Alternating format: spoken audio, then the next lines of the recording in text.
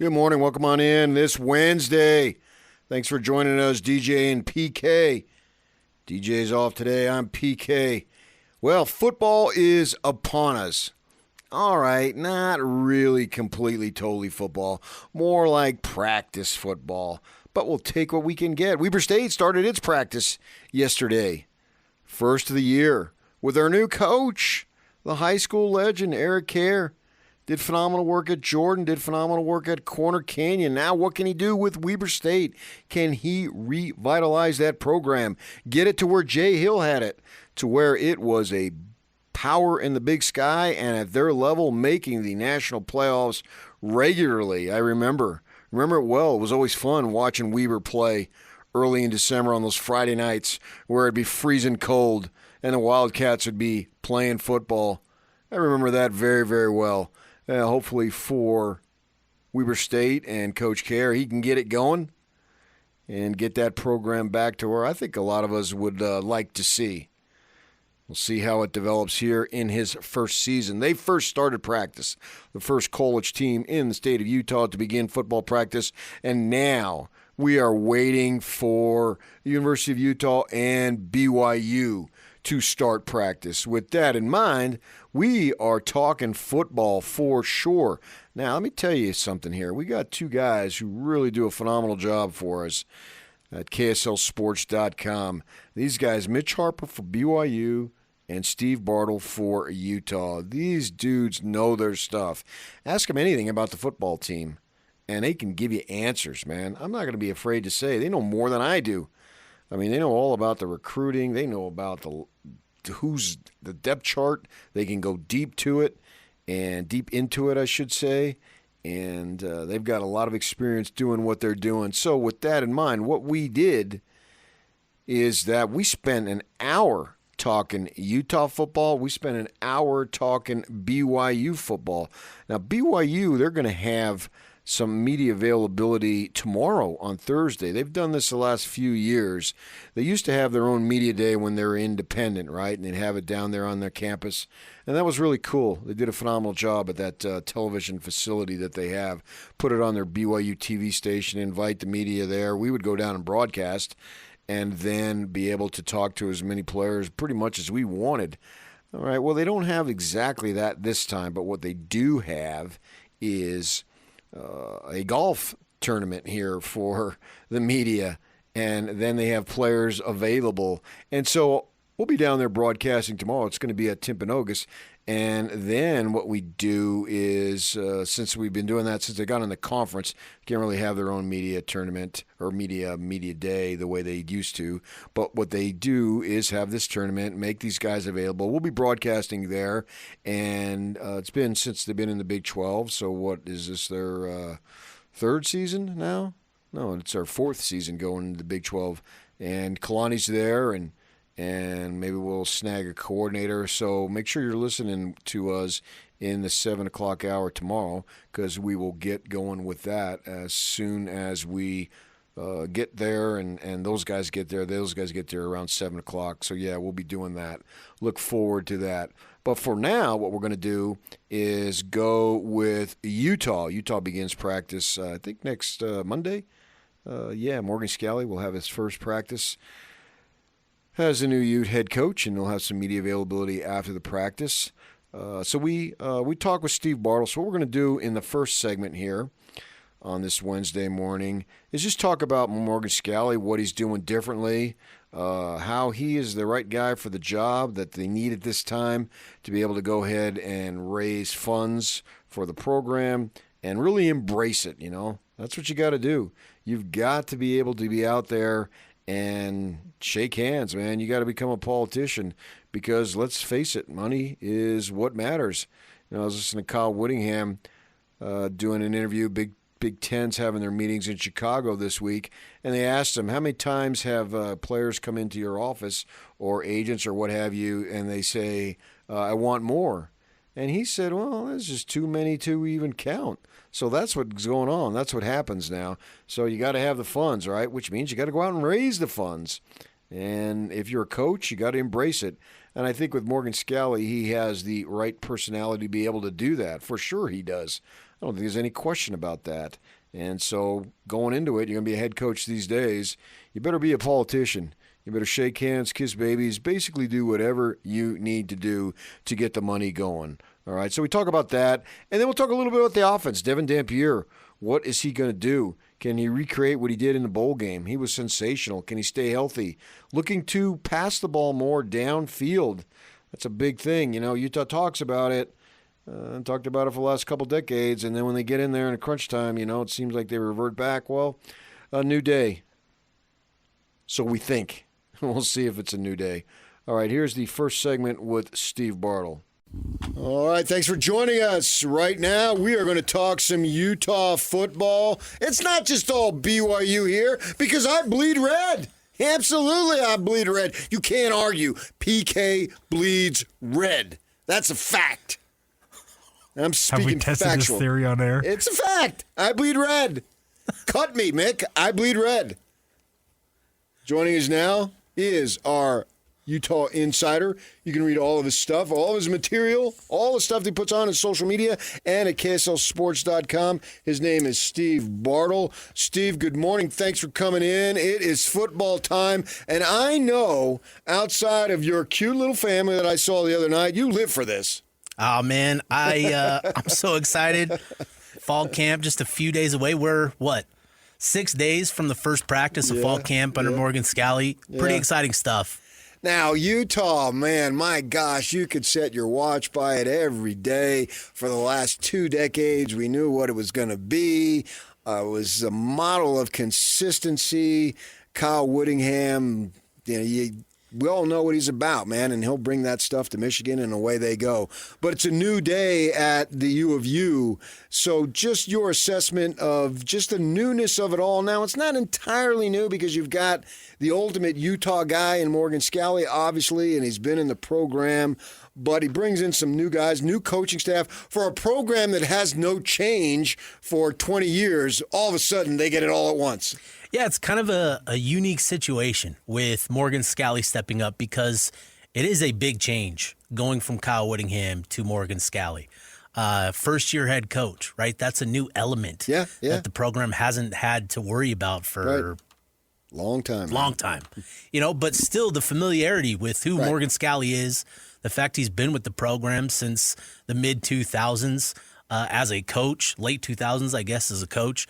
There's still that feeling of it's the same old, right? That Utah football is just going to continue being what it's always been. And yet, from the moment Morgan Scalley coached in the Las Vegas Bowl to his introductory press conference to what we saw in spring ball, there is a little bit of a different mode of operation. Yeah, that's what I wanted to get your assessment on. Yeah. What have you noticed as far as any level of difference?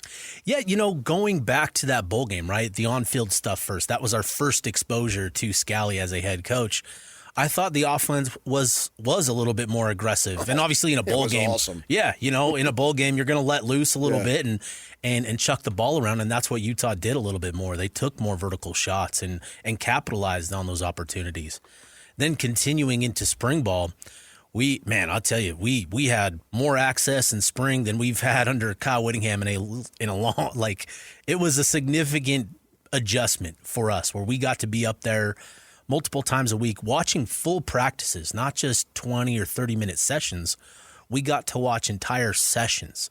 And so it was that was new, and we continued to watch a lot of throw game. It wasn't as much run game stuff, and part of that too is just with it being spring ball. You're probably going to work on that. You're not going to go through the rigors of the run game stuff. But I do think everything that Morgan Scalley has said, where they want to maintain the physical, identity that they've built over the years, while also embracing the quarterback position and the passing game a little bit more.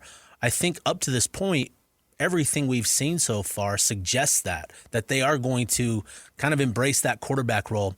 It was, at Big 12 Media Days, Pete Thamel had a little spot on Sports Center while they were talking about Utah, and that was the thing that they talked about, was the quarterback spot, that they haven't had somebody drafted, a quarterback drafted since Alex Smith, right? And that's going to be a major priority for Morgan moving forward is that quarterback position specifically. Yeah, that really is something when you think about it. And obviously, Huntley has played in the NFL, so he made it.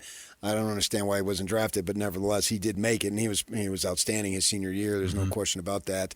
But you look at a program that has had that much success that hasn't had a quarterback stick, only one since Alex, even with all the success, it sort of blows your mind a little bit. It really does. And obviously you can dive into the context of the situations, Travis Wilson going through the multiple coordinators, Jordan Wynn with the injuries, right? There's been context to it all, but it is shocking that you go 2 decades now without a quarterback drafted, especially given the success that they've had, recently even. And with the quarterbacks that have come through the program, Tyler Huntley obviously taking that massive step from 2018 to 2019, where he came from out of nowhere and had a Heisman campaign middle of the season opening up with his play. COVID struck, and that sort of hindered his draft prospects a little bit. But, Utah's found good players to play that role over the last few years, and I think with what they've got in Devin Dampier and Bird Ficklin, they feel like they've got a pretty good shot of getting one of those two guys drafted over the next couple of years. Anything else as far as Scalley? Because he is different, and he's I think system-wide, schematically, from the defensive perspective, we'll see what we've seen. But I'm just wondering, personality-wise, his imprint will be different because he's a different human being. He's just not the same guy. I'm just wondering if you've seen anything that we might be able to anticipate that way. Yeah, a much more engaged and energetic operation in terms of just how he interacts with players, with boosters, with fans. There was yesterday, Albert Gamboa. If you're a Utah fan, you know who I'm talking about, but he's usually at every single game, home or on the road, wearing the big football hat, right? And he's had the opportunity. Morgan Scalley showed up to his house yesterday or over the weekend just to mingle with one of the diehard Utah fans. And, that went out across social media, Instagram, Twitter, that Morgan Scalley went out and visited Albert. And, I can't recall Kyle Whittingham going to a random fan's house and spending a day with them, just mingling, right? And then Mark Harlan shared this in his media availability at Big 12 Media Days is, obviously with the environment that we're in now in college athletics, where it's all about money, right? And generating revenue opportunities, sponsorship deals, NIL opportunities for players. Morgan Scalley hasn't just been involved in those meetings. He's been the one that's been pushing for them and, volunteering himself to go to these meetings and meet with these people and try to, generate greater interest. And I think that, above all else, is what Utah needed moving forward. Obviously with Kyle Whittingham, he's a legend. He's an established figure in college football. But with where this game is headed, having Morgan Scalley in place, given these new requirements where you have to operate more as a CEO off the field than just being a head coach, I think Utah really has the right guy in place to help them in that aspect. Yeah, and that's important. Kenny Gillihan has been doing that down in Tempe. Yes. Yep. I've been following that, and you got to do it. You can't just say, "Oh, well, that's unbecoming." No, it's reality, and it must be done. All right, you brought up the quarterbacks. I believe if Dampier stays healthy and if he plays like he did against Nebraska, wow, look out. That is a conference MVP caliber player right there. I agree. I think, he proved last year that he can handle the speed, the physicality of the Big 12. Obviously, operating behind that offensive line certainly helped in how he was able to adjust. Now it's going to be on him to kind of grab the cape that he had at New Mexico, where he was the playmaker. He had to create a lot of things. He had to overcome, offensive line deficiencies. He's going to have to do a little bit more of that. And so, this season is going to be about how much Dampier can marry the efficiency and sound decision-making he developed last year with that, playmaking and an individual creation that he showcased at New Mexico. That's going to be the key for him this season. And given what Coach McGiven has brought in terms of his offense, and with Ryan Gunderson, a quarterback coach who spent time at UCLA and Oregon State developing quarterbacks, they've talked about developing Dampier as a more well-rounded pre-snap and post-snap decision maker. And I think that is going to be the big thing for him for his development this year, is making sound decisions and reads pre-snap and making those quick decisions, getting the ball out quickly and to the right guy. That's going to be the key for him in unlocking his potential as a potential MVP candidate, first team, all conference type of guy. He's definitely in that conversation with the top four of Drew Mastemaker, Noah Fafita, Connor Wegman, Bear Bachmeier. Those guys, that's the top of the conference. And Dampier, given what they've added around him in that wide receiver room specifically, I think there's definitely a lot of room for him to emerge as that type of player. I think they got a 1,000-yard rusher in Wayshawn Parker, and in talking to him at Media Day, I think he's out to prove that he's got the talent. It wasn't all the offensive line.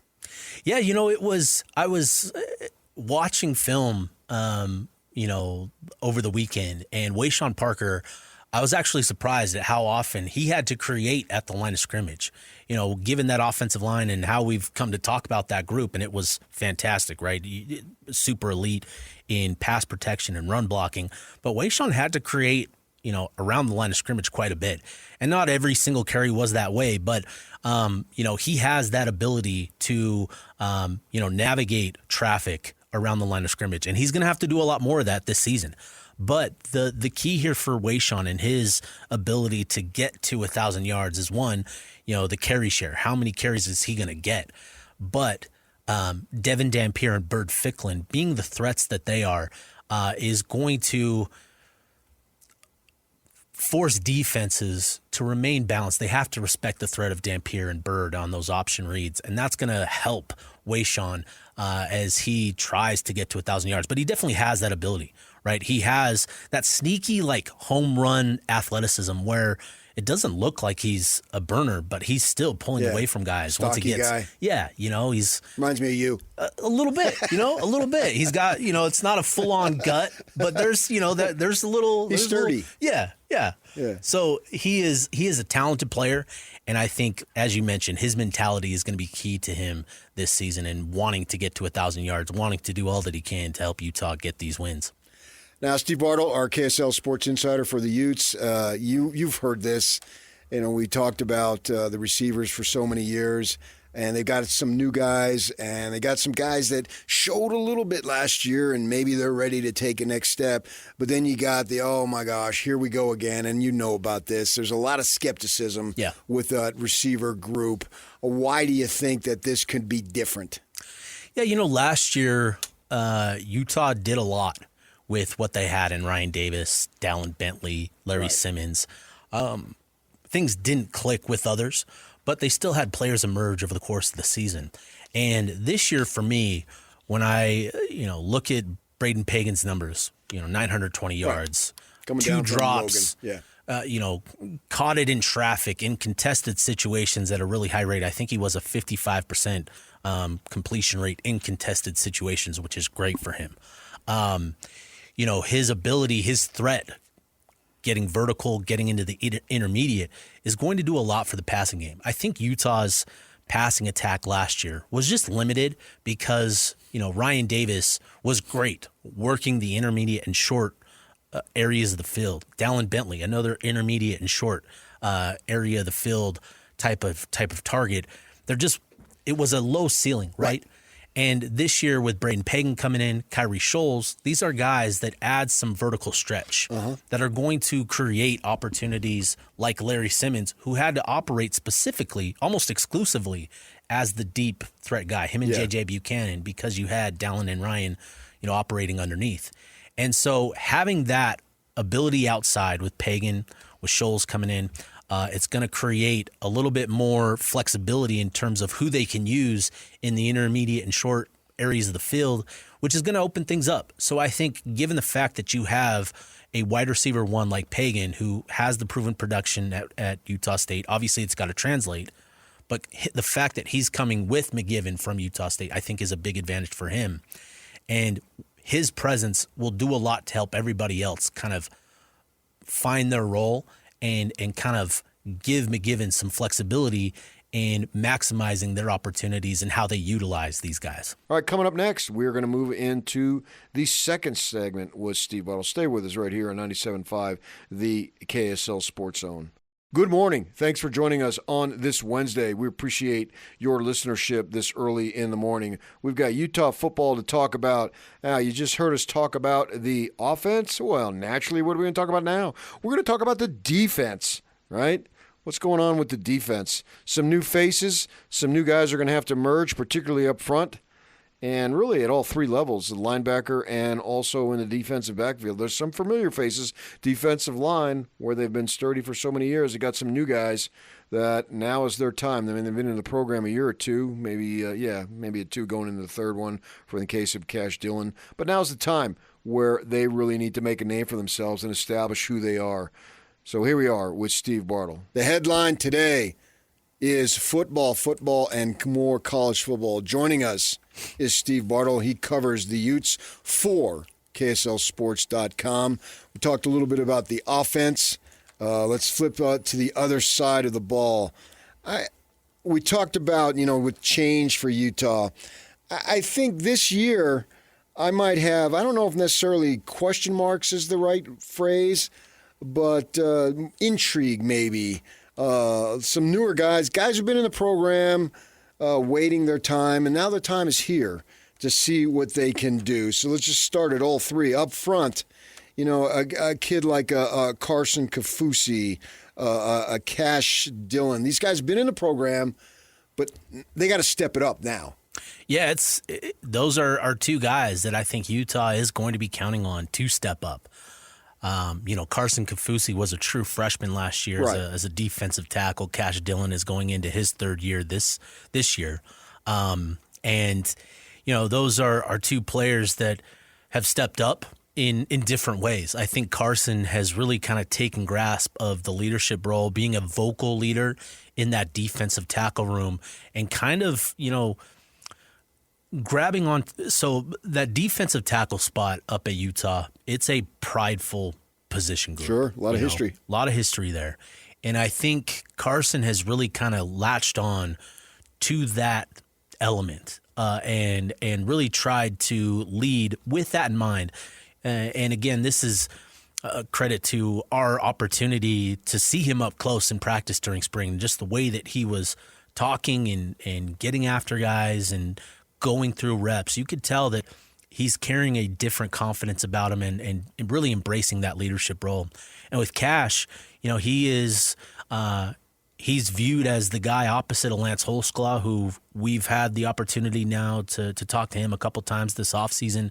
He's had quite the offseason, and it's been really fun to kind of follow along with what he's been involved with going up to Capitol Hill and being involved in those conversations. But with Cash Dillon, he is a physical presence, on that edge. And I think it's going to look obviously different going from John Henry Daly and Logan Fano, who were, had great first steps. They were guys that wanted to get pressure on the pocket, get pressure on the quarterback, get into the backfield and make tackles for loss. Maybe it's a little different this year with Cash Dillon and Ethan Day and Lance Holsclaw, where it's more about being physical up front and controlling the line of scrimmage, where you're limiting, rushing lanes and that. And I think Cash is really, he's got the body, the frame to play that kind of role. How much has he developed as a pass rusher? I think that's going to be the key for him, especially operating opposite of Holsclaw. Linebacker, what's going on in that position? You had some graduation, obviously, there. Jonathan Hall, still there, looking like he's ready to be the next, I don't know if I want to call star just yet. I want to see some more, but certainly the next playmaker. But just speak to that position and the other guys involved. Yeah, The linebacker position has been headlined by a couple of guys, Lander Barton, Levani Demoody when he transferred in from Stanford. Yeah. And Jonathan Hall has just quietly sort of assumed more and more opportunity, more and more responsibility. And last year, he was the top producer on the defensive side of the ball. Led the team in tackles, was number 4 or 5 in pressures as a linebacker, getting more than Lander, who, that's how he operated, was kind of that stud backer, blitzing off the edge and those type of opportunities. He made plays in coverage and really was a sound tackler. I think he had the second or third lowest missed tackle rate. So, there are a lot of encouraging signs when you're looking at what Hall was able to do last year. This year, it's going to be on him to lead the way, not just in that linebacker room, but as on the defensive unit as an entire unit. He's going to be that guy. And Morgan Scalley has talked about it over the years that, when you have players that are switching positions, and Hall switched from safety to linebacker a few years ago, it usually takes them 2 to 3 years to get comfortable. And in that third year, that's when it all has to come together, not just in terms of your understanding of the position and what you have to do, but everybody else is looking at you to be that guy. And I think that's going to be the key for Hall, is embracing that role, and just in the way that he's conducted himself this offseason, going back to spring ball and our interviews with him, media days, and how engaged he was with us, the media members. I think there are encouraging signs there, but they're going to need others to step up around him. Trey Reynolds has been another that's been in the program a few years. Yep. Cyrus Polu is a second-year player. He's a true freshman last year that I have really high expectations for. I expect him to kind of emerge as a playmaker as the season goes on. And then you're going to see other guys, Elijah Ellis, who another Ellis in that family tree. He's going to be a linebacker in that rotation. And so they're going to need others to step up around them. They're going to have to solidify the depth beyond that top 3 or 4. That's going to be really important for that linebacker group. But in terms of what they have in Jonathan Hall, I think there's a lot of confidence in what sort of step he can take forward this season. Defensive backfield, you got some familiar names, Evans, Ritchie, Benny, losing Smith to go with Kyle over there to Michigan. I think it was a blow. Mm-hmm. But it happens, you got to roll with it. No sense worrying about it. So they got some names. What do you expect there, and maybe some newer faces? Yeah, I think if you're Utah, right, and you're looking at that group, losing Smith Snowden, a talent like that, an athlete like him, like that's definitely tough. But you had Scooby Davis emerge as a playmaker on the outside. I think he led the team, or he was second or third behind Jackson Benny, who led the team in interceptions. Scooby had a couple of pick sixes, one against Baylor and another against Kansas. So you feel good about bringing him back to man one of those outside spots. And I think what they learned last year was, bringing in Blake Cotton, who was a senior transfer from UC Davis, a lower level. It took him a couple weeks to kind of settle in. But right around that West Virginia game, he settled into that starting role and really became arguably the most disruptive in terms of what he was able to limit completion percentage-wise among the 3 cornerbacks, Scooby, Smith, and Blake. And I feel like there's optimism in who they brought in from the transfer portal to kind of replicate that same formula this year. So they brought in a couple guys, James Bobo Chenault, his nickname's Bobo, and he's going to be in that mix for one of those outside starting spots. And then another player is Elijah Reed, who they actually recruited a few years ago coming out of high school. He was a late bloomer, ultimately ended up signing with Kentucky. He transferred to Akron last year and really emerged as a solid starter at Akron. Transfers here to Utah, and he's going to be, I think it's going to be one of those two, Chenault or Reed, as the starting cornerback. But then, looking at those safeties, bringing Benny back, and as well as Evans and Ritchie, that's a big-time luxury. There's a lot of depth in that safety position, a lot of versatility with Benny. You can potentially get really creative with that group and how you can deploy them. And another name to remember here is Rock Caldwell. I got him on my list. Yeah. 6'3", 195 pounds. He's operating in the nickel. So he's got experience operating on the outside as a corner, also as a safety, and that sort of versatility. We heard it before spring ball and just kind of had those questions like, is he a 6'3" nickel? Is that real? And then seeing him operate in that role throughout spring, it looked really, really interesting. It added a lot of size compared to what we've seen in that spot, in years past, and really just led to a lot of disruption in the passing game. So they've got a lot of flexibility with what they can do with some of the guys that they have in that secondary. But I think they feel really confident that they're going to be able to continue their brand of ball in that secondary. How many years with the pick six now? Oh, 19? 19? 19, I think. If I'm betting, I see no reason why not to bet 20. Man, I hear you. I hear you. They've got some dudes. They've obviously with Scooby coming back, Jackson Benny. Those are the two guys that had pick sixes. John Hall almost had one last year as well. Did Barton have one? Barton had one the year before. The year before, okay. Yep, the year before against Iowa State. It took him a while to get to the other end of the field, but he was pretty gassed. But he got there. So yeah, that was the one that actually extended. That was late in the year where it was like, are they going to get it? And Lanner came through against that Iowa State game. I think that was like the second to last game of the season. Yeah, okay. I couldn't remember which year, but I know, and I remember the run and all that stuff. Yep. But I'm definitely expecting them because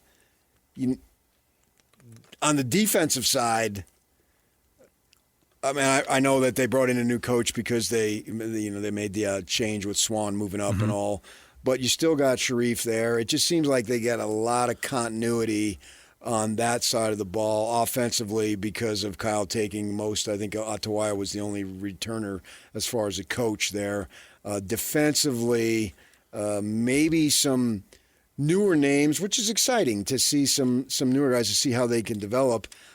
But I feel confident in the staff being able to develop those guys. But they back end, and then obviously Powell took off on the front end. Yeah. But from that perspective, Shaw gives me a lot of level of comfort. Here's a man who played the position, obviously at the school, and is a great talker, a great communicator, always fun to talk to. Yeah. And knows his stuff on how to teach what they're looking for. And it seems like I've covered a lot of coaches over the years. I don't know that I could say anybody has had a tighter relationship with his players than Sharif Shaw. He is a special human being. When you get the opportunity to just sit down and talk with him, he is one of those guys that you're just drawn to him because of how personable he is, how charismatic he can be. You see why he was a lawyer in a courtroom. Yeah. Yeah. And that obviously translates to his relationship with his players. Yeah. And, for Morgan, naming him the associate head coach, I think was, valuable in so many ways because Shaw is the person that can keep Scalley, right? Like that checks and balance type of relationship, right? And I feel like that's valuable. Holding on to Mark Atawaya and naming him the assistant head coach, I think is a nod to him and what he did his first year here last year. What Scalley's also done, bringing in Chad Bumpus, who spent a couple years here prior, during those Rose Bowl seasons, those Pac-12 championship seasons, there's familiarity there as well. And then obviously with Jordan Gross, Scalley and him were teammates all the way back when. So there's familiarity there. And two, with the players in that room, Gross has been around the program so much that the players have known him. They've developed a relationship with him, and that sort of helped Utah in hanging on to them as Harding left for Michigan. And, defensively, Scalley was able to hold on to more of that side of the ball with Shaw and Swan and Coach Ellis, bringing in Derek Odom, former Utah player. Sure. I think Scalley was coached under him or coached beside him. I can't remember specifically. And then Enoke Brechterfield. So it's an interesting staff, but there's still a lot of continuity, familiarity with one another. And I think the fact that he's honored, Shaw and Atawaya, and those two personalities that they have in those roles, I think is sort of indicative of just kind of the overall vibe that Scalley is trying to create with his staff. Oh, I think that's a fact, yeah. Those two are, they're energetic, they're loud, they're emotional, they're really good with their players, and I think that is something that Scalley is really trying to grasp a hold of. And I think, too, not that Kyle cast a negative long shadow, but he cast a shadow. Yeah. And everybody wants to show we can do this, too. Yeah, absolutely. I think there is that buy-in. And, given the opportunity this year with what they're bringing back on the field with, Dampier and Bird and Wayshawn, some of the players that they've brought in through the transfer portal, they feel like they've got a pretty competitive squad, and they can do exactly that, to say, hey, we can do this too. All right, that's the defense now. We've covered the offense and the defense. Now we're going to look ahead, talk about maybe who can be a first team all-conference, and then what about recruiting? Stay with us. We'll be right back talking Utah football on 97.5, the KSL Sports Zone. You're listening to this podcast, so I know you've got a curious mind. Here's a helpful fact you may not know yet. Drivers who switch and save with Progressive save over $900 on average. Pop over to Progressive.com, answer some questions, and you'll get a quick quote with discounts that are easy to come by. In fact, 99% of their auto customers earn at least one discount. Visit Progressive.com and see if you can enjoy a little cash back. Progressive Casualty Insurance Company and Affiliates. National average 12-month savings of $946 by new customers surveyed who saved with Progressive between June 2024 and May 2025. Potential savings will vary. Good morning. Thanks for joining us on this Wednesday. We appreciate your listenership this early in the morning. We've got Utah football to talk about. You just heard us talk about the offense. Well, naturally, what are we going to talk about now? We're going to talk about the defense, right? What's going on with the defense? Some new faces, some new guys are going to have to merge, particularly up front. And really at all three levels, the linebacker and also in the defensive backfield. There's some familiar faces, defensive line, where they've been sturdy for so many years. They got some new guys that now is their time. I mean, they've been in the program a year or two, maybe a two going into the third one for the case of Cash Dillon. But now's the time where they really need to make a name for themselves and establish who they are. So here we are with Steve Bartle. Steve, if I ask you, and I will ask you, how many first-team all-conference performers do you think that is on this team, offensively, defensively, whatever it might be? Yeah, that's a great question, PK. There's a lot of good players in the Big 12 this year. And like we were talking about to start with Devin Dampier, I think he's somebody that can certainly put his name on that first-team ballot. His partner in the backfield, Wayshawn Parker, he has that sort of potential this year. But again, there are so many good quarterbacks in this league, so many good running backs, probably even more good running backs this year. So it'll say a lot if those two get those nods. Braden Pagan, wide receiver, I think he's somebody that can put himself on that list. And if he does, it's probably because Dampier is also on that list. Yeah, good point. I don't know that Utah has somebody on that offensive line that can break through this year, given what's in the league this year at offensive line. Texas Tech has a great line. Cincinnati, BYU, those three, programs lead the league in offensive linemen this year, where Utah was leading that race last year. Yeah, no question about that. Defensively, Jonathan Hall, I think, will have a case. Jackson Benny, I think he has he's got his name out there enough where if he's coming from a good starting point. Yep. And just like there are a lot of good defensive backs in this league as well. Putting that all-conference, that preseason vote for all-conference team was really tough. You have to leave off really good players throughout the league. I think Davis might have a shot. Scooby, I think if he has another year like he did last year, building on it, where he gets a couple interceptions, maybe takes one back, gets those PBUs, he'll be in that conversation, but he's going to have to really improve kind of how sound he is. Jackson Benny, I think, is the best option in that secondary to kind of emerge as that first conference all guy. So I think you're looking at probably 5-6 guys first team. I think you'll have more potentially second and third team. I wish the Big 12 would give us an opportunity to vote on second team. That would allow a lot of the local beat writers to kind of shine a light on the teams that they cover, that they're around, right? Yeah. With how they have it structured, you only get to vote on one team. And if you're not doing your job, it's just, the default answer is who's the best players. It just doesn't allow us to shine a light on the local guys that we cover on our beats. So I would love to see the Big 12 give us the opportunity to vote first team and second team, all conference preseason. That way we get more of these players opportunities. Okay, to I'll get their call name your out there. mark today. Yeah, please do. Football and college sports, it's never ending with recruiting, and you got this season, but you're preparing at the same time for down the road. And I know you guys, you and Mitch Harper, who does it for BYU, you guys are experts at this. Just give us an update as far as where they are recruiting. Yeah, Utah, really did a lot of work in the month of June. And seemed like they were getting commitments almost every day. Yeah. It was, we got to those final couple weeks of the month, and it was like a couple per day almost. Right. And so Scalley definitely got it going in that month. I think they finished right around 20 commits.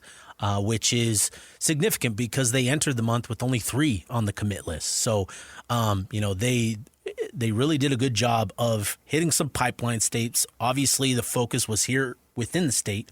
I think they landed 7 or 8 players from within the state: Diesel Dart, Ian Aloisio, Fui Vakapuna, Jackson West out of Corner Canyon as well. He's somebody that I'm really high on. I think he'll see if he gets more opportunity on that defensive line. I think he's going to be somebody that we see, when it comes December and these recruiting ratings start to get those bumps. He'll be one of those guys. They hit the state of Texas and the states of Arizona and a couple other states as well, but really hit the pipeline states, but focused on the talent within the state. And I think that's big for Scalley because his message has been, he feels like he can create a championship contender primarily due to the talent within the state. And we've seen it over the years. The talent has grown, not only on the top end, but the depth of talent in the state of Utah has just grown exponentially. So to build your foundation, his first year as the head coach with such a heavy focus on in-state talent, I think is just going to help them moving forward beyond this year. But they got a lot of good players, and with signing day, the early signing period not coming until December, a lot of work to do still on adding some pieces to the class, also defending and keeping other programs away and keeping guys committed. Long ways to go, but I know that they feel pretty good about what they've done so far. If I were to do a poll right now, I think to me, is top 3. I go Tech, BYU, Utah, my top 3, and probably in that order. But that would mean that the Utes are right there. What do you think as far as the top 3? Are there, or is there enough separation that it looks like when we get to December and everything is said and done, when we have the 2 teams playing at the Cowboy Stadium, that'll be 2 of those 3? Yeah, I think I share the same top 3. I think it's Tech, I think it's BYU, and I think it's Utah. Obviously, with Utah, they have a lot of questions, more so than the other programs. Right. But with Tech, they have the biggest question at that quarterback position, right? Does it click with why am I blanking on his name? Will Hammond, right? BYU, they've got questions with the wide receiver position. What if LG Martin struggles with injuries this year and that running back depth? They have a lot of answers, right? They bring back a significant portion of their defense. Utah, obviously, with the continuity that they have with Dampier and Morgan in that, but they have a lot of spots to fill. So when I look at those top 3, I look beyond them and look at Houston, Arizona, and Kansas State as 3 programs who, Arizona they bring back really important pieces, but they've got a tough schedule. Houston, they bring back a lot of good pieces, and really kind of emphasize the line of scrimmage, which is key. They have a pretty manageable schedule. Obviously, starts week 3 with Texas Tech. They come to Salt Lake City. Yeah, that's going to define their season. Right. And then Kansas State is kind of a wild card for me. Colin Klein, obviously, first year, but you look at that schedule, it's so manageable for them. They were in a lot of tight games last year, lost a lot of one-score games. Right. Many of which came down to the fourth quarter, the final minutes, like the Utah-Kansas State game last year. Yeah. I think they have an opportunity to kind of be that team that we see go from the bottom and kind of flip the story that following year. So I have those 3 that I think can challenge those top 3. Yeah, you speak of, and that's what's so cool about this conference, is that what do you do in these one-score games? Now, you look at Houston, man, they just about everything went their way with those one-score games. And can it be repeated? Can it be replicated?